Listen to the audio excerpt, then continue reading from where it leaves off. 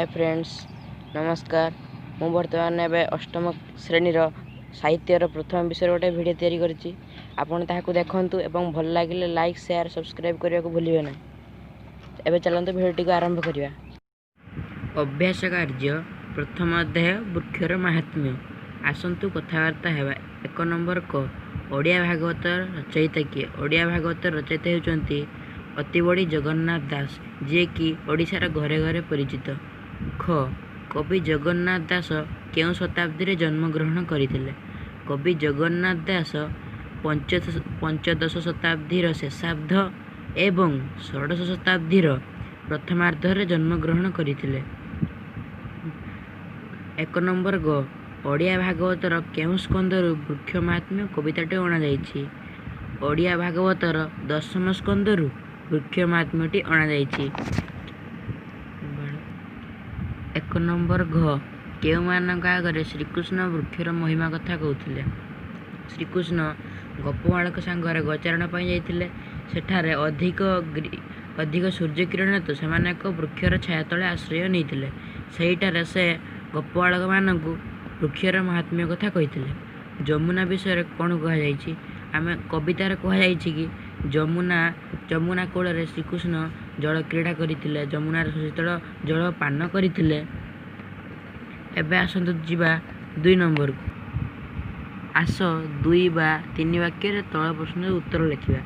श्रीकृष्णक नाम दामोदर होइछि, एहार कारण कोन?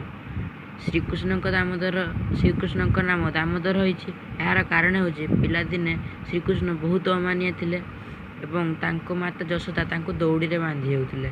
आमे जानिछे दामर अर्थ दौड़ी एवं उदरर अर्थ छाती। सही दौड़ीर दाग तांको छाती रे रहि जैथिबारु तांको नाम दामोदर होइछि। 2 नंबर ख गोपबालक माने दुख अनुभव काहे करथिले? सेमाने गोपबालक माने जेतेबेले गोचारण पई अधिक बाट चली जाइथिले एवं ताहा ग्रीष्म ऋतु थिला सेतिपई एवं सूर्यंकर प्रखंड किरण थिला, सेतिपई गोपबालक माने दुख अनुभव करथिले। वृक्ष को सूर्यनक सहित तुलना करा जिवार कारण कोन? वृक्ष को सूर्यनक सहित तुलना करा जाइछि कारण आमे सूर्यन घर को गले जेपरि निराश होई फेरु नाही, सेपरि वृक्ष पाखु गले से हमकु तार डाळ फल पत्र छाई इत्यादि देई हमकु संतुष्ट करिथाय। 2 नंबर घ जीविका हंती प्राणींकर एही धाड़ी वृक्षर उपकारिता संपर्क रे तुमे कोन जानिबा को पाउछ? जीविका हंती प्राणींकर एही धाड़ी आमे जानिया को पाउछे वृक्ष द्वारा आमे जीविका निर्वाह मध्य करिथाउ।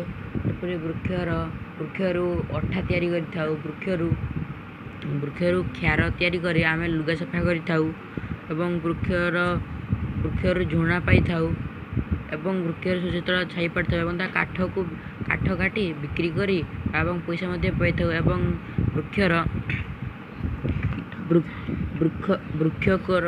को तार काठ को व्यवहार करी आमे खट चेयर टेबुल इत्यादि निर्माण करथाउ। इत्यादि द्वारा जीविका द्वारा आमे जीविका निर्वाह करिथाउ। केउं स्थान को गले अतिथि को निराश होबा को पड़े नाही? सूचना घर को गले अतिथि को निराश होबा को पड़े नाही एवं वृक्ष पाख को गले मध्य अतिथि को निराश होबा को पड़े नाही। कारण सूचना जेपरि अतिथि को निराश होबा को दिए नाही, सब किछि देई तार मन खुशी करता है, सेपरि वृक्ष हमको सब किछि देइथाय। यदि भिडियोटी भल लगता है तेबे लाइक शेयर सब्सक्राइब एवं कमेंट निश्चय भाव करेंगे एवं आपण मानकर जदि किछि डाउट थाए ताहले आपण कमेंट माध्यम मते जणाइबे एवं आपणकर डाउट को नै मु आगो को एक भिडियो तैयारी करिवे। रहूछि, धन्यवाद।